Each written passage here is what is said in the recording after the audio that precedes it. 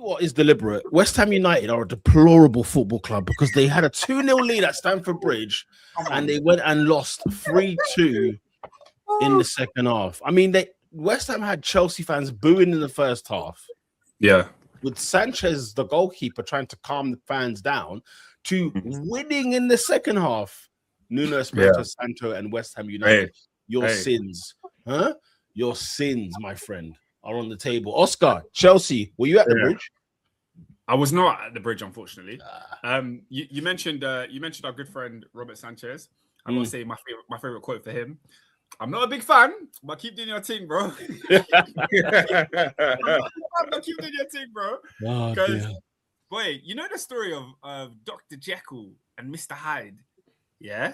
Night and day. That first half from Chelsea was the worst half of football I've seen from us all season.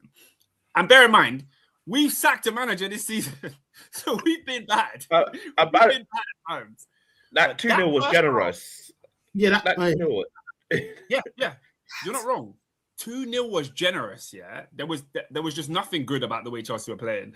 And basically, the way Liam Rosenior has set Chelsea up in recent weeks, yeah, we like to build through the middle. Like, he's always trying to get players in central areas. Even when it was like, when we were losing at Napoli in midweek, he put Palmer and Enzo both in 10s so that we could play through the middle and not on the wings. And then we found our goals through that way. So I think West Ham were just wise to that and didn't allow us to play through the middle once we got to the final third. So the ball kept going wide. Guess who it went wide to? Alejandro Garnacho. Guys, this was one of the worst winger performances I have ever seen. And it was just a 45. He didn't get the... Yeah. Baraka compared him to Bakayoko. That Bakayoko 45, I don't think it could ever be topped. But it was close. What game was that again? What was the Bakayoko 45 again? Was that Watford? It was Watford. He made that. Gave away a goal and then got sent off in half an hour. Yeah, it was the worst. It's horrendous. The worst 45 you've ever seen from a footballer. It's up there with Ndombele at Burnley away. Huh?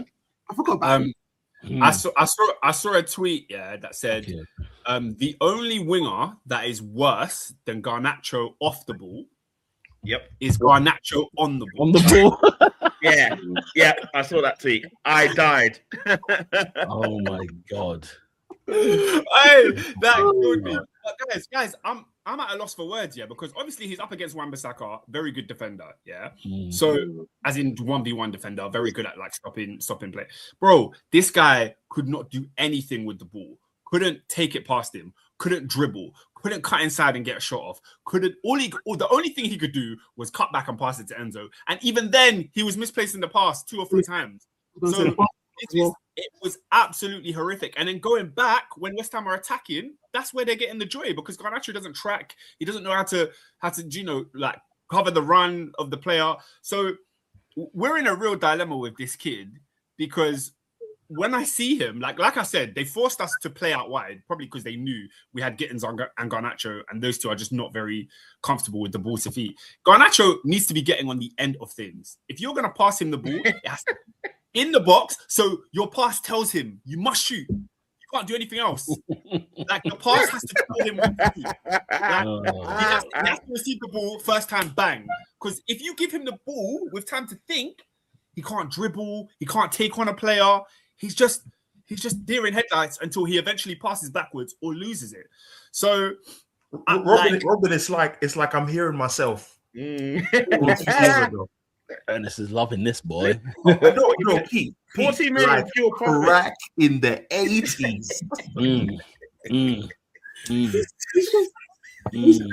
This is also very petty of me, but I really hate when you're like an attacker, especially.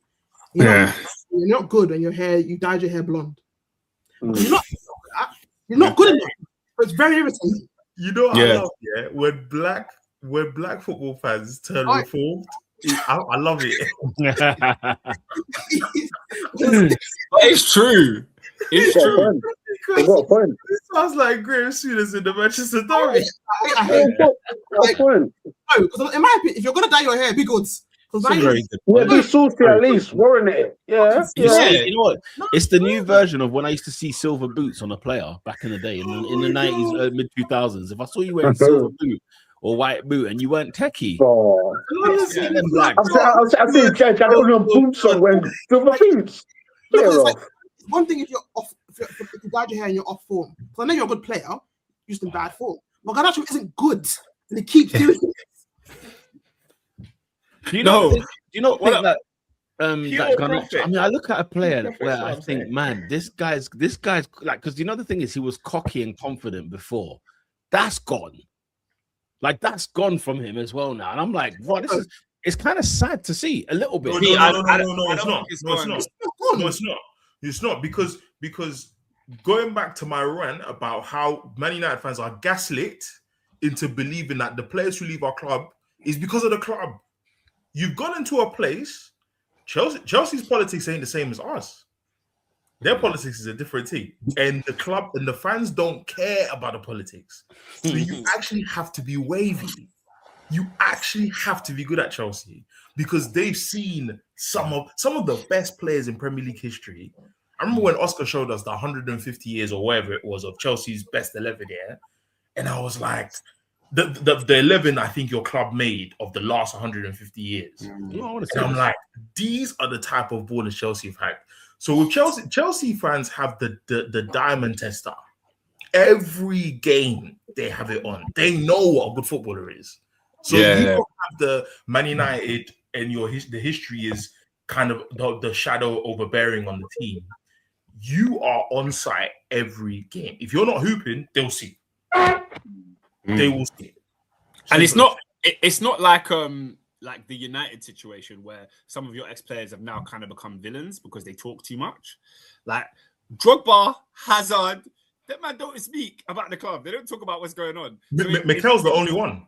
Yeah. By the way, and then he's just like they're just like legendary figures. That name is compared to Hazard. Like, bro, if you're not doing it like Hazard, we ain't rating what you're on. Like, Oscar, we need an extra time podcast episode on John Obi Mikel because it's gone on too long. What do you think? It's gone on too long. Unscathed. I don't pay attention. Unscathed. Any John Obi Mikel content, I don't indulge. I don't, guys. It's horrendous. It's there with Peter Crouch and his lot, Stidwell and them man there. It's horrendous. Is it? Sorry? No, because do you know what? Peter Crouch, Peter Crouch is in his lane. Peter Crouch is in his lane. He's like, I'm trying to be funny and talk about football. Mikel's trying to give advice, bro. John Obi Mikel. Nah. How many Premier League does he have? Wait, hold on. What's wrong with Mikel giving advice? Yeah. No, as in his Have you heard it? It's the man. He's got AFCON as well. Have you heard his advice? Adrian, maybe I'm bugging, isn't it? What's wrong? Have you heard his advice? Champions League winner. Have you heard his advice? Okay, put it this way, Adrian. Look how the way Scholes talks. We know how great he is as a footballer, but his pundit is rubbish. It's similar to Mikel. I'm going to leave Mikel because I have a bias. I'm going to let him do something stupid over there and ignore it. But he's doing a bit of fair. Nah, hey, man. do you remember when Mikel told Carol to F off? You talk about AFCON? Yeah. Big him up, bro. Sounds like he went boarding school for 20 years. Hey, big him up, man. I don't indulge in that. Big him up, oh my God. I just let it run and ignore it because I have no choice. But Alex Garnacho, if there's one thing that Ruben Amorim got correct, it was getting rid of him. More than you believe. No, Robin, more than you believe. I don't. Guys, should we be giving Rosinha some credit at his start at Chelsea? Absolutely. Because he's had a good to be start, honest, man, I had more skepticism than Skepta. I was worried about this appointment. Were you actually worried? Like thinking he's not going to like take him? No, like so. I thought Chelsea were laying their bed where they were. Like we're here to rest. This is where we will stay. right? And that's probably where Chelsea fans were fuming about it, right? Fuming about the appointment, fuming about the way the club is managed, feeling about the direction of the club in general. But the fact that Rafinha, I think, can make this team overachieve. I never thought that was possible. What's overachieve quickly? Top 4? Is that overachieving? Or no, a good run in the Champions League. I think so. Look at the squad. I what I'm saying is, I don't think top 4 is an overachievement, and I say that for a number of clubs around them because they finished top 4 last year. Yeah, why would it be overachieving? Yeah, that doesn't mean that. Well, you don't think they overachieved last year? No, I don't think so. No. Hang on. Let's pause for a second here. I just want clarity. I'm not even trying to argue. No, my argument is basically because it's based on everything as opposed to them. There's all the clubs around him, like them, everyone who was got. No one, in my opinion, is particularly like I can say, they're clearly like there. Where it's like getting in there, United are getting in there, Liverpool getting all these teams. Like if any of them of what I've just mentioned get top 4, in my opinion, maybe bar Aston Villa because Aston Villa is not for me. It's not an overachievement if any of them get in there. And Pete, I say this to you every time we do predictions. I always say whenever I put Chelsea in the top 4 and you argue, I'm always like, top 4 doesn't mean you're a good team. It just means you got the points to get. Yeah. So but I was correct me if I'm wrong. When we do predictions based on the fact of what we look at the squad to be, the quality of the squad, the quality of the manager, and then when I look at if everybody's obviously on paper before the ball's kicked, right? So when I look at every team, when I look at every squad, I look at every manager, and I put them into order. Chelsea doesn't make the top 4. Doesn't make it last year. Doesn't make it this year. But you know that's what? Your opinion. So therefore, it's an overachievement if they make it. No, but it goes back to Oscar's point that these teams are not necessarily like. Why is Newcastle better than Chelsea? Yeah, like what is their God-given right to be better than Chelsea? Because ultimately, we've watched them across multiple seasons. We've watched Villa over multiple seasons. We've watched United. We've watched Tottenham over multiple seasons. There's not a clear difference in quality in those 4 teams. It's not 10 and 5.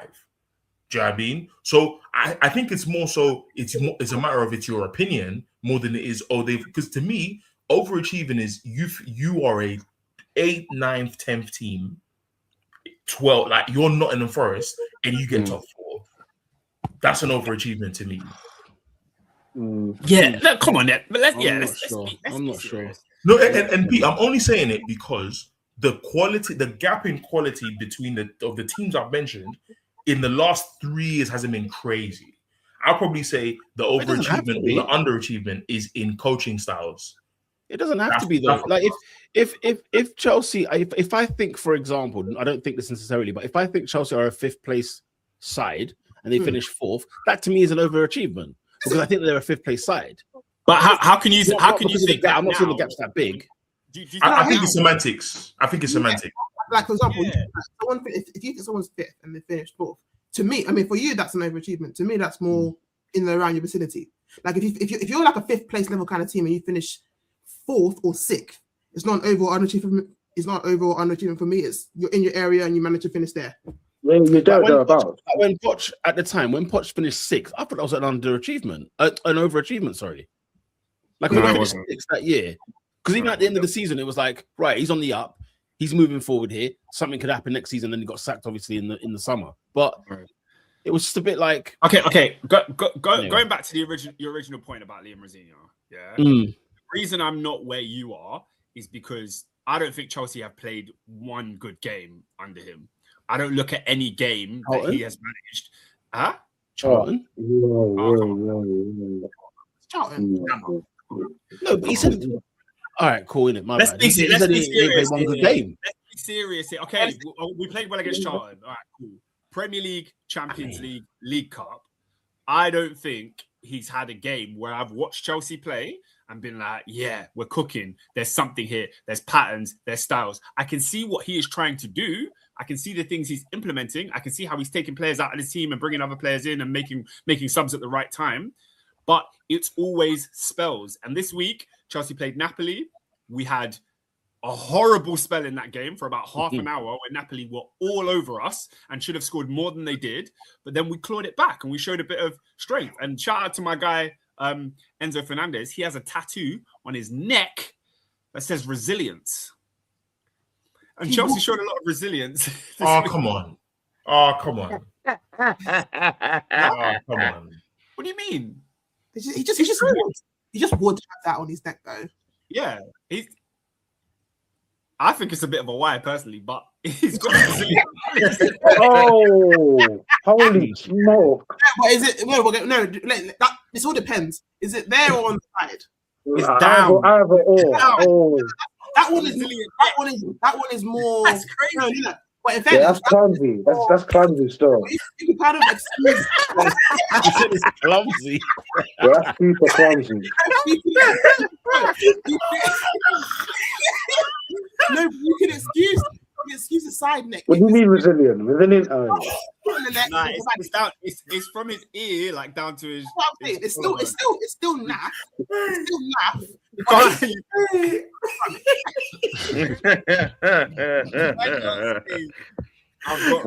Hey yo! It's crazy. No, but like I said, it's not the front of the neck. So I'm just saying. I say that to say one thing I respect about what Liverpool has done is that Chelsea have shown a lot of resilience. They've shown that when we're losing in games, the team spirit and camaraderie, even in the Arsenal game when you lot were packing us in at Stamford Bridge, they had a spell where they said, you know, we're not gonna lie down when we're getting beaten. We're gonna rise up and actually fight. You're okay. What's wrong with the man them?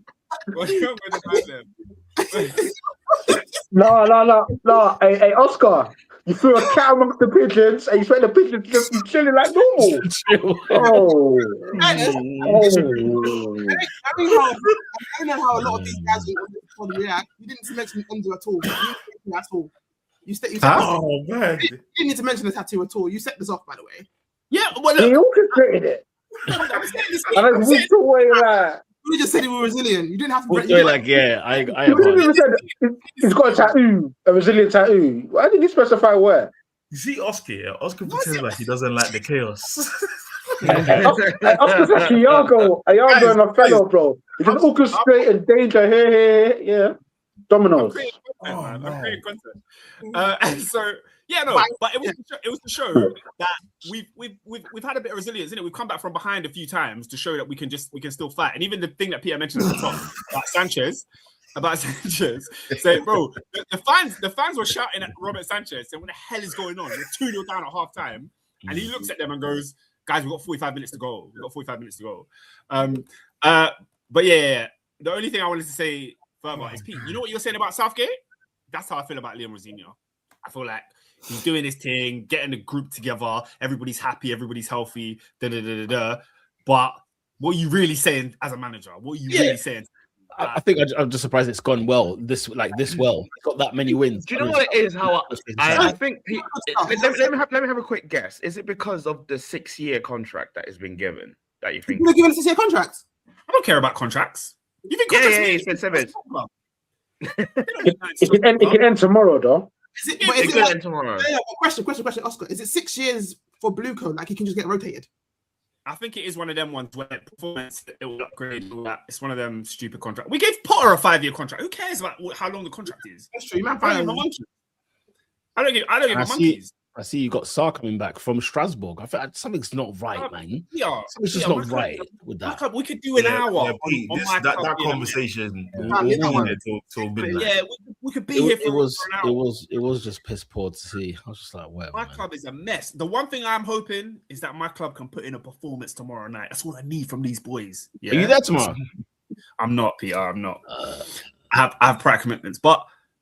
Yeah, smoke. And you're lucky. You're very, very lucky because the Brazilian, the wonder kid Esteval is not going to be available for tomorrow. But other than that, full strength team. That's his. He's got like personal stuff, isn't it? Yeah. I think he had a bereavement, so he flew back to Brazil. Right. So, right. Yeah, I must admit, seeing Chelsea in Napoli gave me flashbacks of 2012, man. You lot in that black kit in Naples when the tide had turned, mate.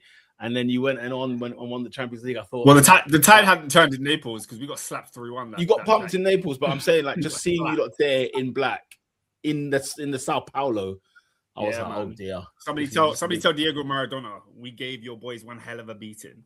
We did. He's not alive, you know. I feel like we've spoken a bit too long on Chelsea, so we can move on. No. The crackhead at the end of the fight. Yeah. Oh.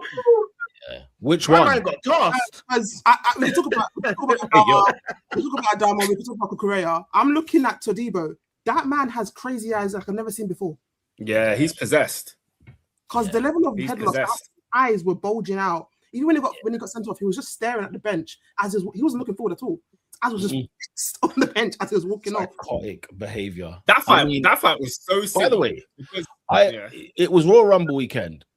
What I saw from Adama Traore, I thought to myself, number one, this is Hulk Hogan or Ahmed Johnson, for those of you that will know from back then. It was careless. This guy just tossed one brother, pause, and then, you know, like when people, like Pedro Neto looked at him, and like Joao Pedro looked at him, and it was like, it was almost like Hulk Hogan. This guy just looked at him, and it was like, you're next. No, you know what? The Cucurella one, I was rolling. Bro, it's like a Royal Rumble. But seeing Joao Pedro shook, I was in tears. It was like Hulk Hogan versus the Ultimate Warrior. It was bizarre. I understand it.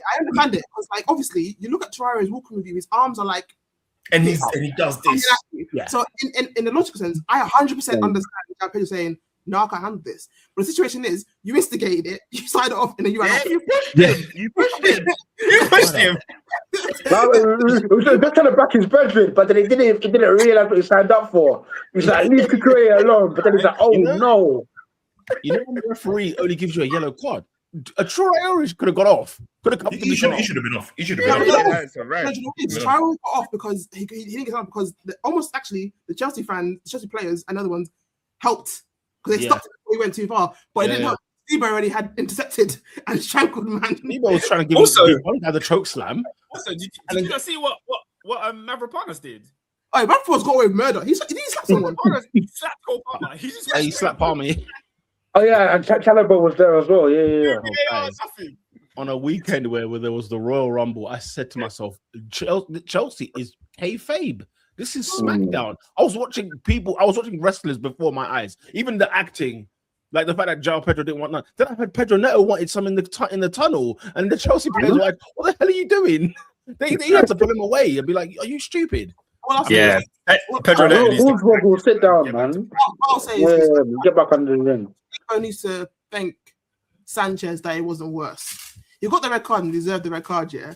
Well, he fully would have got extra match because I think if Sanchez didn't stop him like come at the right time, he would have sent him over the what's it called? The ad things, and he would have got a longer ban. So he's Sanchez for that. There is a thought I have in my head about Todibo where I'm just like, you know what? Let's keep it safe. I don't want to. But Oscar, what you should do there is just take note. Who backed it and who ran? And whoever ran, that's the transfer list. You get them out. They got the minerals. That's the transfer. Do you know who ran? Do you know who ran? Fafana straight away. You're gone. Liam Delap wants to fight and wrestle everybody when the game is on. He just wants to hug and tussle people. But when it's time for actually war, you're shy. This one he's been asking for a fight for how long and he wasn't there. Oh, by the way, I wash my hands of him. I wash my hands of Liam. I'm done with that guy. Really? He performed on Saturday was Imperial level. We played with 10. I'm very shocked that it's taken this long. He had injuries. He's whack. He's whack. He's whack. He's whack. He's bad. He's pants. He's bad. I'm here on this. I've arrived. He's bad. Get this guy out. Yeah. Tony Adams said you need 7. You always need 7 in your team in your 11. I know exactly what he meant by that. Liam Delap is not one of that 7. Shout out to Nat because he said Liam Delap is a private school baller. That is true. Him and Patrick Bamford, bro, they're the same guy. Hey, so. Anyway, right. I said they want to be bad boys for the Etonians, yeah, but not eating less, bro. That owns his posture. I guess eating the on it. But all you do is fight and wrestle. When it's time to fight and wrestle, where are you? We can't find you. Which means you don't fight and wrestle.